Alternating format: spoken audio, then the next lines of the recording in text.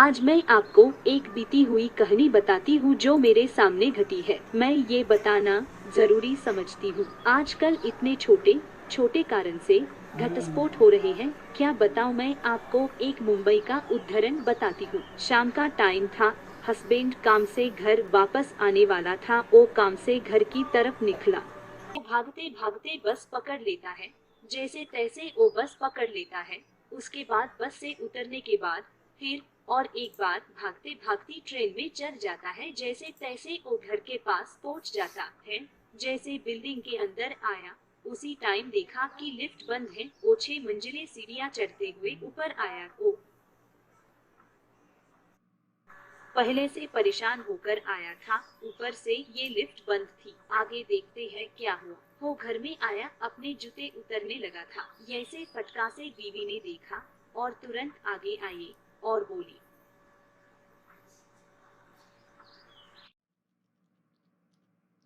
आज ही सुनते हो जूते मत उतरो। मेरा एक काम कर दो, अभी नीचे जाके मेरे लिए ब्रेड लाओ, मुझे सैंडविच बनाना है।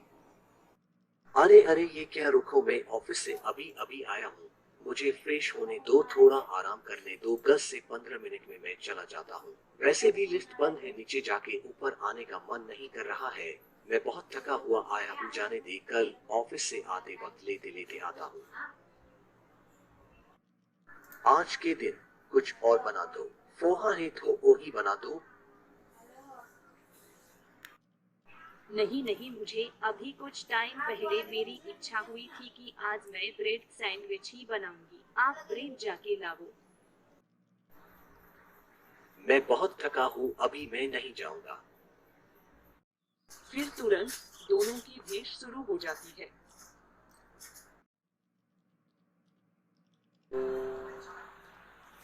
इस घर में मेरी इच्छा से कुछ भी होता नहीं। कुछ मांगू तो कुछ मिलता नहीं। सिर्फ एक ब्रेड तो महंगी थी, उसमें आपकी कचकच शुरू हो गई। मेरा नसीब ही खराब है।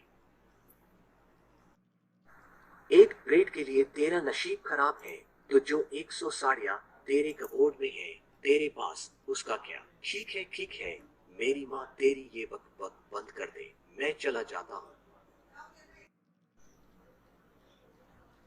सुनो सुनो, मुंबई बेकरी का ही ब्रेड लाना, दूसरा कोई ब्रेड मैं नहीं खाऊंगी।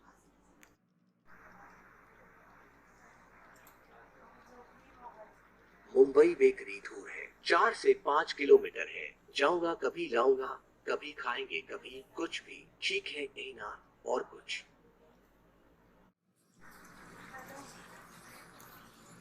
अरे अरे ये बेकरी तो बंद है। अब इसे कैसे बताओ, इसे बोलूंगा तो बोलेगी झूठ बोल रहे हो।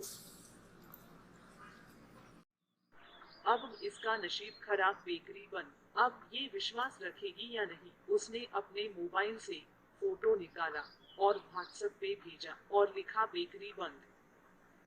तब तलाक, किचन के सारे बर्तन बाहर के रूम में आए थे। चिल्लाना पटकना शुरू हो चुका था। सब बाहर के लोग देख रहे थे। बताओ, इतनी सी बात के लिए कोई ऐसा करता है भला।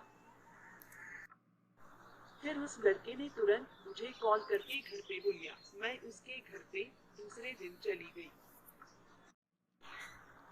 सुनो बेटी, ऐसा कोई करता है, इतनी सी बात को लेके भूल जाना चाहिए। ऐसे छोटे मोटे चीजें जिंदगी में आते रहते हैं। कभी कभी अपनी तरफ से नीचे आने में भलाई होती है, नहीं तो दोनों तरफ से खींचेंगे तो आज नहीं तो कल धागा टूटना ही है। फिर उसे कोई नहीं बचा पाएगा।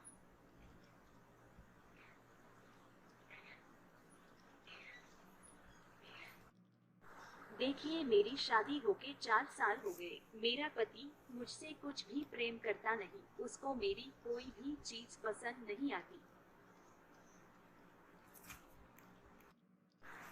सुनो, ऐसा नहीं होता। 4 ही साल हुए हैं, आदमी को समझना 4 साल पूरे नहीं होते। मुझे तो मेरा पति 40 साल से समझ में नहीं आई। आज कुछ बोलेंगे तो कल कुछ और बोलेंगे। इनको समझना इतना आसान काम नहीं होता। नहीं, मैंने अगर कोई नया साड़ी पहना तो कभी नहीं बोलेंगे, अरे वाह क्या बात है, आज कितनी अच्छी साड़ी पहनी है। मैंने कभी कोई सब्जी बनाने में डाली तो कभी नहीं बोलेंगे वहाँ वहाँ क्या स्मेल आ रही है। बढ़िया बढ़िया, खूब अच्छी स्मेल है।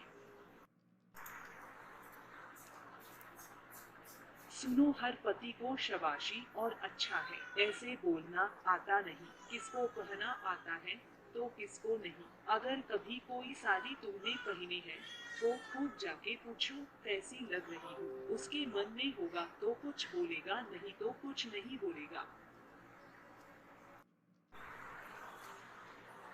कुछ नहीं बोले तो छोड़ दो उसे, कोई फर्क नहीं पड़ता। ये कोई इम्पोर्टेंट सब्जेक्ट नहीं। ये मेरे पति ने मुझे 40 साल में अभी तक नहीं बोला ये साड़ी तुम्हें अच्छी लग रही है। क्या फर्क पड़ता है, जाने दो। लेकिन मेरे लड़के को आता है। वो अपने बीवी को पहने से पहले ही बोलता है वहाँ वहाँ क्या सुंदर साड़ी है, अच्छी लगोगी इसमें। किसी को बोलना पसंद है, किसी को नहीं। भूल जाओ, पूरा संसार चलाने के लिए ये कोई मतलब की बातें नहीं।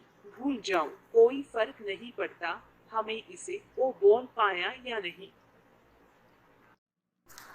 सुनो, तुम भी बोलोगे तो क्या फर्क पड़ेगा, बोल देना कभी कभी ऐसे ही। वहाँ वहाँ क्या सुंदर लग रही हो, सब्जी डाली बनाने को तो बोल देना वहाँ वहाँ क्या स्मेल आ रही है। क्या फर्क पड़ता है, बोल देना।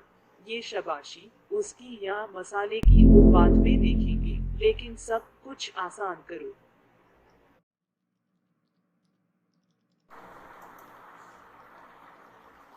इतना समझाने के बाद भी वो लड़की सुननी नहीं। उसने अपनी माँ को बुलाया। फिर कुछ ही देर में उसकी माँ घर आ पहुंचती है। चलो आगे देखो वो क्या बोलती है। कैसी हो बेटी, अब मैं आई हूँ, तुम टेंशन मत लेना।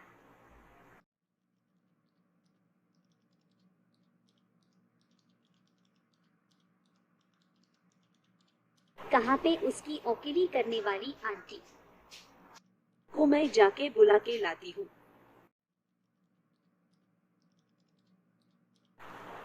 कैसे हो आप?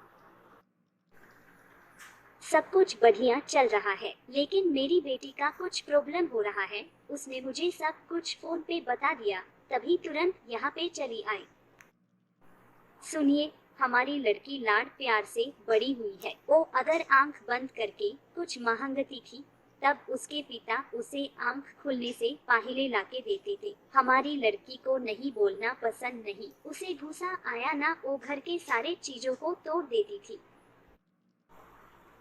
ये क्या इसकी बधाई है जो आप बता रहे हो। सुनो, आपको बताती हूँ, लड़का और लड़की के घुसे को साथ नहीं रखना चाहिए। लड़के के तो भूलसे से घुसे को भूलना नहीं है, कारण हमें बाहर से किसी के लड़की को लाना है। उसे अपने लड़के के घुसे वाला होगा तो उसे बहुत तकलीफ। उसे संसार करते समय इतने बुरे और अच्छे दिन देखने होते हैं कि बोलो मत। और इनका घुसा सबको पता है। घुसा आया तो कैसे घुसा करते हैं। इनका घुसा इनके माँ ने नजर अंदाज किया है। मेरा लड़का घुसे वाला है ऐसे बोल बोल कर, लेकिन उसकी बीवी ने कब तक नजर अंदाज करेगा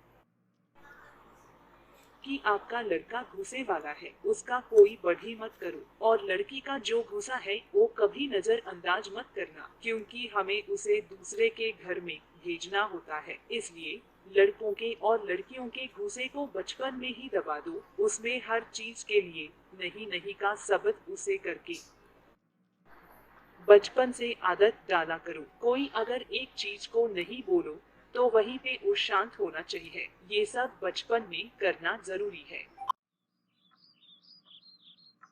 इतना सब कुछ समझाने के बाद भी उसकी माँ ने अपनी लड़की को यहाँ से लेके गई। उसके बाद उसके माँ ने उसे क्या बतिया ये तो नहीं पता, लेकिन उन दोनों का छोटे से झगड़ ने उसे बड़ा कर दिया। अब वो दोनों कोर्ट कोर्ट खेल रही हैं।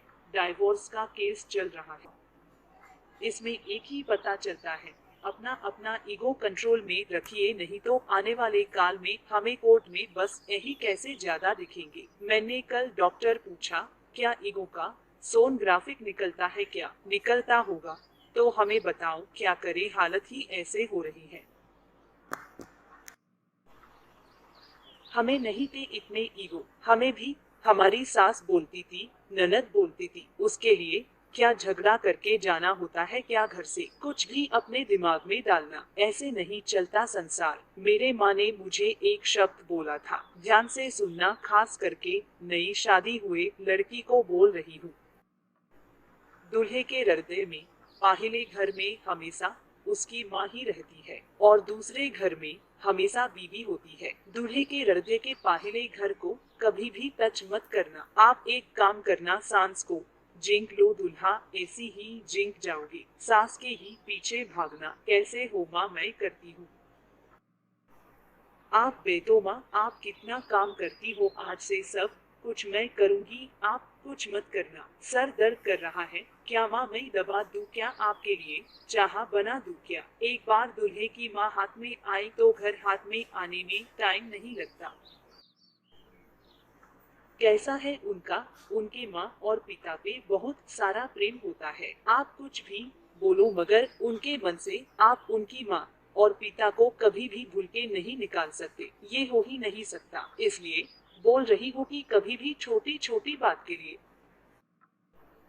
दुल्हन की माँ ने उसकी बेटी के घरेलू मामले में टांग नहीं अड़ानी चाहिए। इसकी बजाय उसे प्यार से समझाना जरूरी होता है कि ये ऐसे छोटे छोटे बातों पे ध्यान नहीं दिया करते। जिस दिन दुल्हन की माँ और प्यार से समझाना चालू कर देंगी, उसके बाद देखना धीरे धीरे सारे कोर्ट से डाइवोर्स की केसेस कम होने लगेंगे। और यही जरूरी होता है रियल लाइफ में जीने के लिए। अगर वो दुल्हन छोटी बात बोल के समझदारी दिखाती तो आज वो दोनों सुखी जीवन बिताते। आप सब लोग ध्यान रखना, ऐसे कभी ना करना। आपकी जिंदगी आसान और खुशहाल रहे, ऐसी उम्मीद करके चलो मैं निकलती हूँ, मुझे और भी काम है। अगले हफ्ते मैं आती हूँ दूसरी स्टोरी लेके। Okay, bye bye.